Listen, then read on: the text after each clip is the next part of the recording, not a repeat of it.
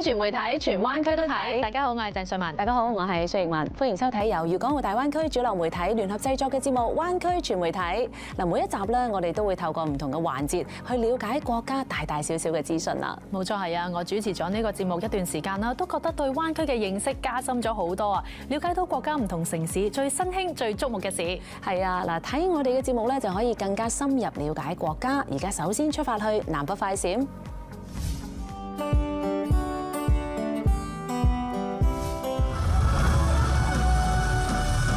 喺300婦女節來臨之際，廣州市殘疾婦女協會以致敬每一個不被定義的她為主題，邀請咗唔同類別嘅殘疾女性參與聯誼活動，免費睇電影。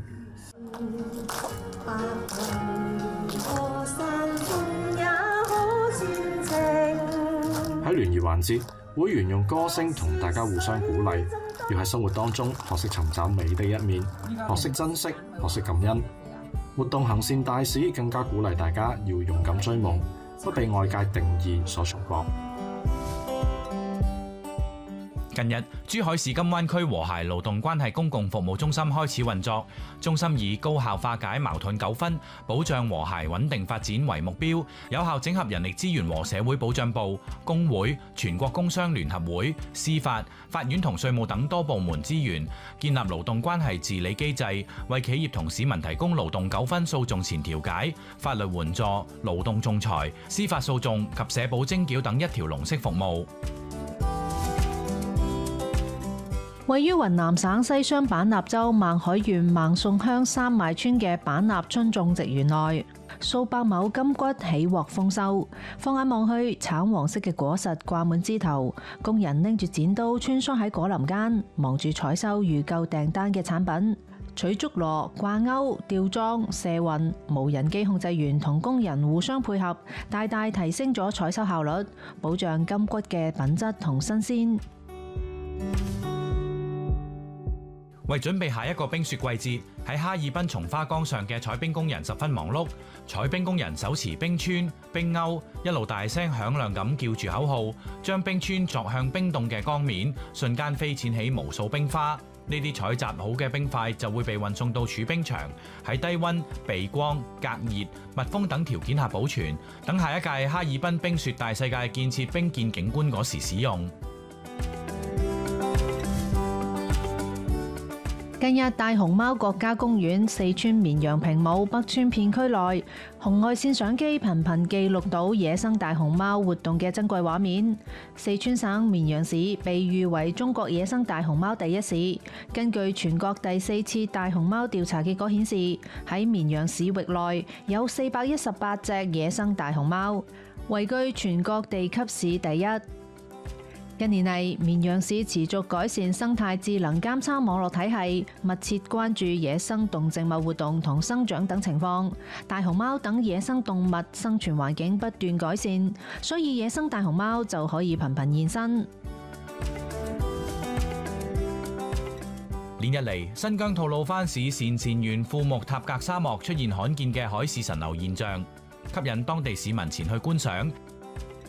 喺海市蜃樓觀測點，沙漠上出現一片湖面，隱約能夠見到水波隨風翻滾，水草喺湖面飄揚。走近去睇，又發現只係一片沙海。當地氣象部門介紹，海市蜃樓現象嘅出現同當地天氣、濕度、氣溫密切相關，相當罕見。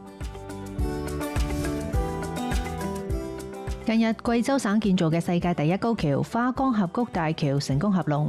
花崗峽谷大橋因為跨越被譽為地球裂縫嘅花崗大峽谷而得名，係貴州省6支至安農高速公路整個工程之中最困難嘅工程之一。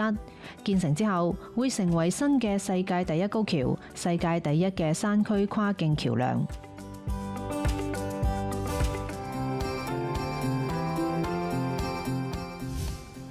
Ivana，你仲記唔記得咧？學校畢業出嚟第一份工係點揾到嘅咧？哇，講起嚟真係好耐嘅事啊，真係唔係咁記得啦。咁不過咧，嗰陣時嘅互聯網又真係冇咁發達，唔會周圍都上到網啦。揾工就唔似而家咁方便，咁多渠道咯。係㗎，今時唔同往日㗎啦嘛。好似廣州咁啊，就會提供各式嘅就業服務，例如係就業培訓同埋招聘夜市等等，幫求職者去揾合適嘅工作。我哋都去了解下。高等院校畢業生孔德哲上年開始揾工，佢參加咗街道組織嘅訂單式就業培訓同埋越秀青年夜校就業創業指導課程，大幅提升求職技能，並成功揾到工作。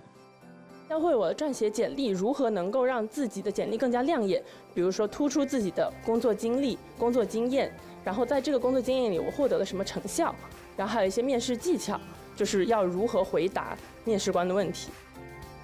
廣州率先喺廣東省內展開高質量就業社區建設，建立公共就業服務，多渠道收集同發佈企業招聘崗位嘅資訊，因地制宜開展招聘夜市、直播大綱及就業巴士等各類專項活動，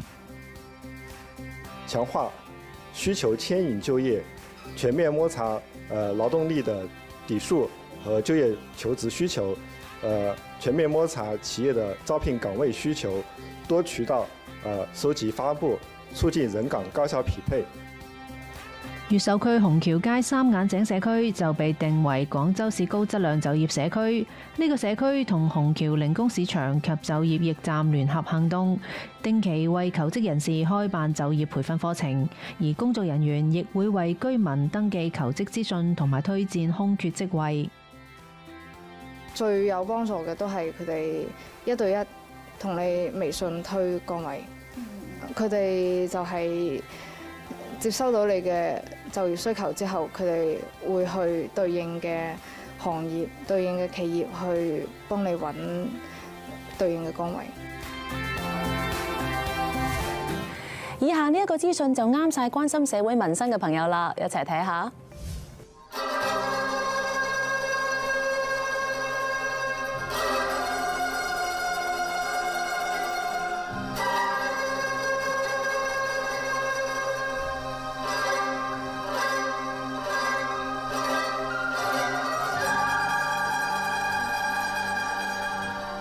嚟自四川大涼山嘅呢班小朋友正喺度演奏緊彝族樂器粵琴。呢個樂器喺彝族人民嘅生活當中有住好重要嘅地位。2002年，彝族粵琴被列為四川省級非遺項目，而學習呢一門樂器嘅小朋友亦都越嚟越多。在過去呢，我們彝族的任何的這個節慶活動呀、民俗活動中，都少不了這個彝族樂琴的身影。大涼山嘅同學仔都係第一次嚟到廣州，喺呢一場名為希望種子嘅音樂會當中，好多人都係第一次聽西洋樂嘅演奏，更加係第一次同大灣區城市嘅學生一齊合唱自己嘅民族樂曲。希望種子音樂會以音樂為媒介，由耀中耀華師生傾情策劃同演出，通過同唔同地區嘅學校合作舉辦音樂活動，促進教育交流。近30年嚟，希望種子項目發展成為一個聯通學生品格教育同公益助學嘅系統性慈善項目，培養具有社會責任感嘅新一代。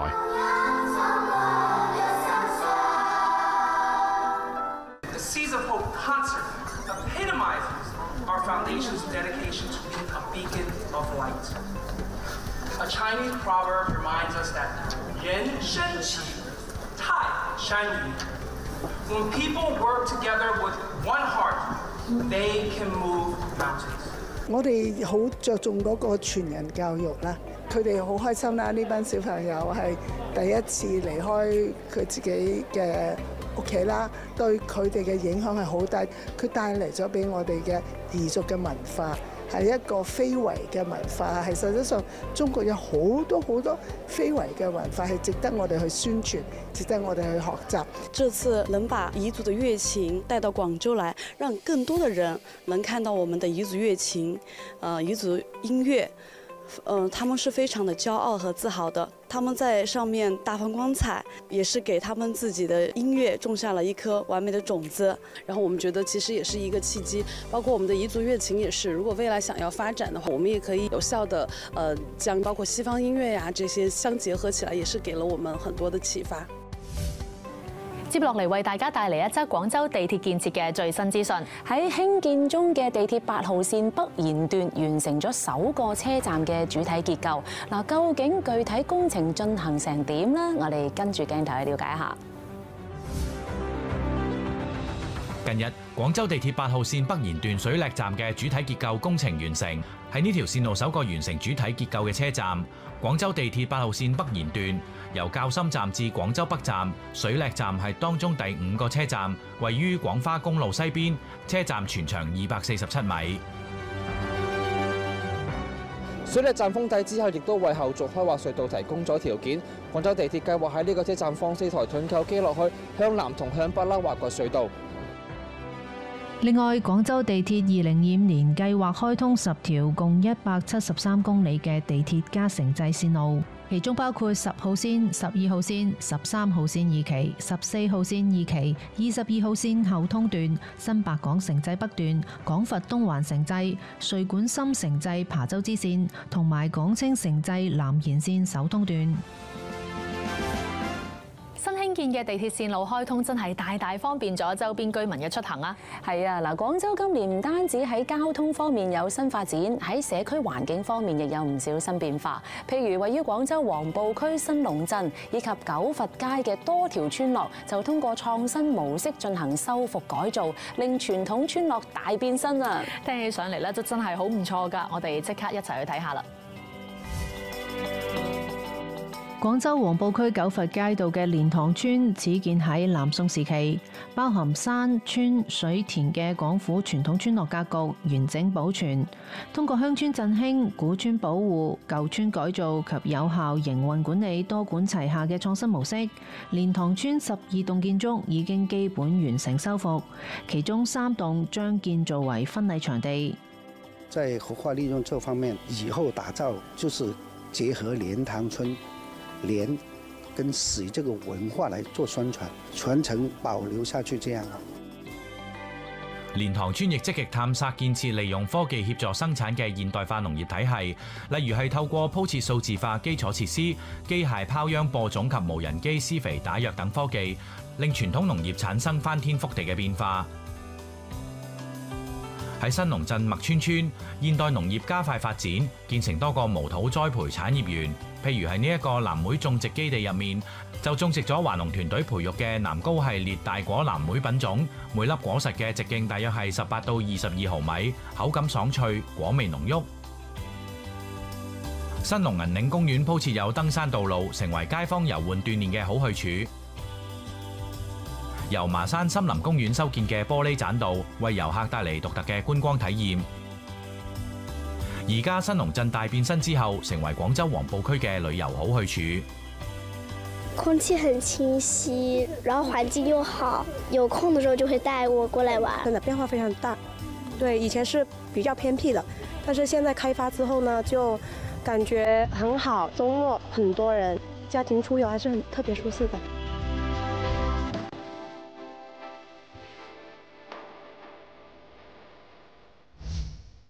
全運會嘅舉行時間越嚟越近，兩個以中華白海豚原型創造出嚟嘅吉祥物喜羊羊同埋樂融融都已經同大家見面啦。係啊，嗱，兩個吉祥物咧都好得意啊，唔少人咧都想帶佢哋嘅毛公仔翻屋企喎。大家又想唔想知道呢啲公仔嘅設計、生產到面世嘅過程係點嘅咧？梗係想啦，咁就一齊去中山嗰度睇下。喺展示廳嘅展台上面，兩隻雪白粉嫩嘅毛公仔受到注目。佢哋就係第15屆全運會嘅吉祥物喜羊羊同樂融融。設計總監表示，呢對公仔花咗佢哋好多心血，就好似對自己嘅仔女一樣。原創嘅還原度會有一個比較難還原的一個難度，在眼睛方面試過12把，所以才能達到這種有點閃亮，然後往下看它有漸變的效果。不過它是3個3D 的雪花印刷上面去，整個毛絨我們用了22道工序。此外，呢間公司仲製作咗徽章、冰箱貼及擺件等多種全運會周邊產品。像這個首發的徽章，它是可以打開結構，然後裡面是2個吉祥物呈現的，對。然後這個呢，它是以整個大灣區的各個城市的主體建築來進行設計的。然後它的2個吉祥物，它暢遊在這個大灣區當中。毛公仔嘅生產週期從設計打版到大量生產，大概需要30日。而為咗令可愛嘅喜羊羊同樂融融更快到大家手中，生產供應商就好努力調動所有部門趕工，令整個生產週期縮短到10日。目前已經出貨了，有一部分就是1000個左右，應該是就是2天左右的一個生產能力。國家嘅新鮮事、民生政策等等，我哋節目都應有盡有。咁跟住落嚟呢一個資訊，大家同樣唔可以錯過。虎流猴係潮州古城嘅旅遊吉祥物，喺路邊、古城牆上、牌坊街當中，虎流猴充氣公仔同埋虎流猴鷹歌舞形象雕塑等等，一系列創意十足嘅虎流猴形象，融合精彩嘅非遺民族表演，令遠道而嚟嘅遊客共享潮味文化盛宴，感受多彩潮州。氣勢非常宏大，潮州人民很熱情，鷹歌舞也很威武，這個鑼鼓也很威武，很振奮人心，同時也體會到了，市政府在文旅方面的這個用心。秀美寒江廣濟古橋之上上演婚紗禮服表演，西湖公園內音樂歌聲不斷。仲有非遺市集上琳琅滿目嘅文創手信，令遊客行極都行唔完。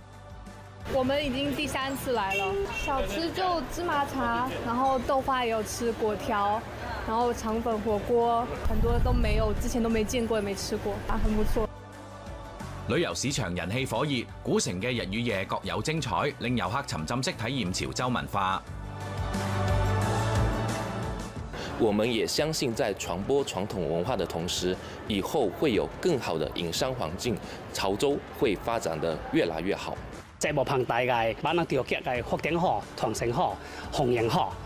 加強力度嚟培養青年一代，嚟更加喜愛那個條劇，更加喜歡那個中國嘅傳統嘅藝術文化。隨住人工智能嘅高速發展，好多人都開始接觸同埋學習人工智能啊！冇錯啊！據了解，南京市喺2年前已經開始建設人工智能學校試點，加強中小學人工智能教育。具體嘅情況係點呢？我哋一齊了解下。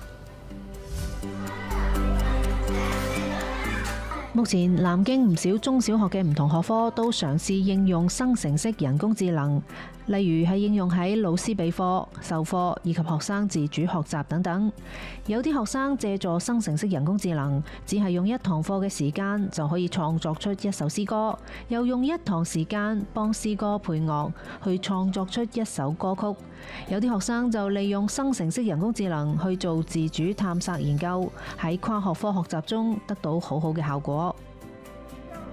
比如說，我輸入一段文字，就可以生成一張和語文學科相對應的一些圖片啊，把詩詞賦成歌曲，把這個原來不能動的一些，比如說李白啊、杜甫啊，這樣做成一些生動，它可以開口說話的這樣一些視頻。2年前，南京市開始實施人工智能教育，並投入800萬元專項資金建設52間人工智能學校，包括14間試點學校同埋38間培育學校。這個中心的成立呢，就是會在我們南京市的中小學校會廣泛的開展人工智能的這個教育，包括人工智能課程的實施，包括這個人工智能教育來助力我們教師的專業成長。人工智能嘅影響真係非常之大，無論係學生定係在職人士都要學習呢一個新嘅知識。咁不過除咗人工智能之外，人形機械人嘅發展亦都相當迅速啊！冇錯係啊！咁最近啊，無錫市就獲批籌建人形機器人產業計量測試中心。呢一個咧係國內首個集中發展人形機械人產業嘅平台。咁相信一定有助促進人形機械人嘅發展啦。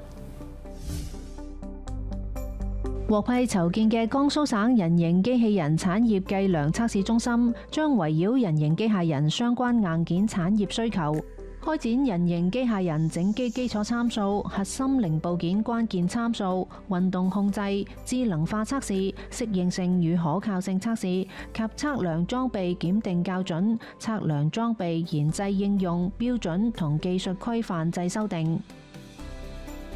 中心將填補人形機器人專用測量方法空白，提供人形机器人及相關硬件領域的全溯源鏈、全產業鏈、全壽命週期前瞻性計量測試服務。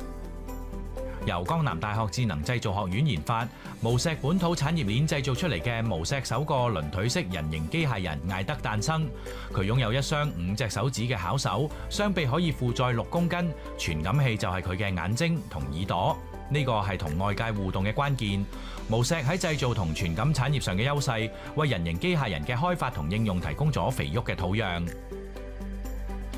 我們看這個手臂呢，實際上我們做的是有6個自由度，而手呢也有6個自由度。我們這個手臂呢，它需要一些什麼？比如說末端的能夠多大的負載，然後我還希望知道呢，我們手指的一些抓握能力、操作能力。那麼這一些呢，實際上我覺得我們今後檢測中心都可以提供這樣方面的一些測試服務。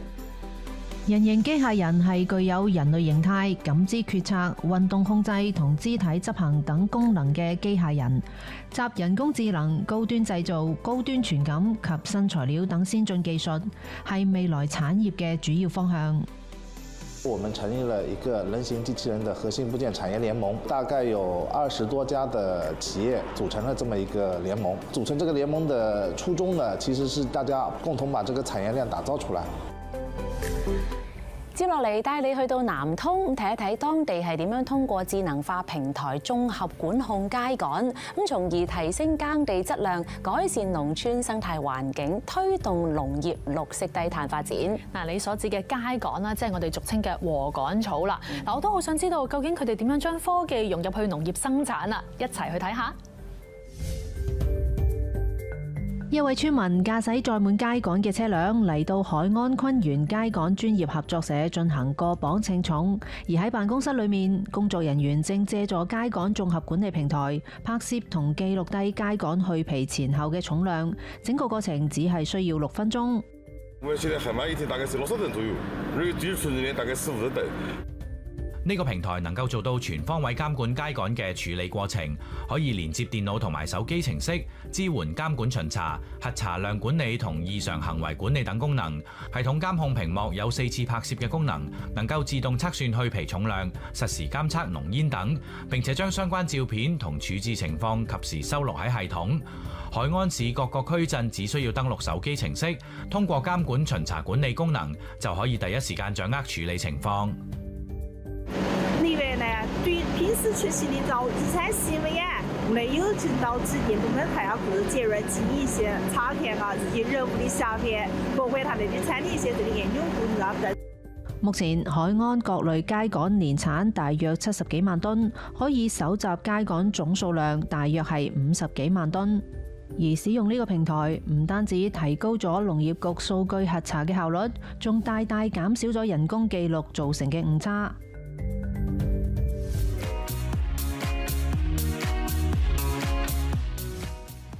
鳥瞰神州，精彩在線。今集我哋帶大家走入南通市崇村區。崇村係南通嘅主城區，自古有崇村福地嘅美譽，擁有一山一水2個風景名勝區。嗱，一山呢，即係國家4A 級風景區狼山，係極佳嘅觀光勝地，以山水田園風光著稱。咁而一水呢，即係國家5A 級嘅風景區蠔河，就好似一條翡翠頸鏈環成30里，清波蕩漾。喺節目嘅最後，就跟隨住我哋嘅鏡頭一齊去欣賞下崇村嘅風景啦。今集嘅灣區全媒體節目時間夠，下集再見，拜拜。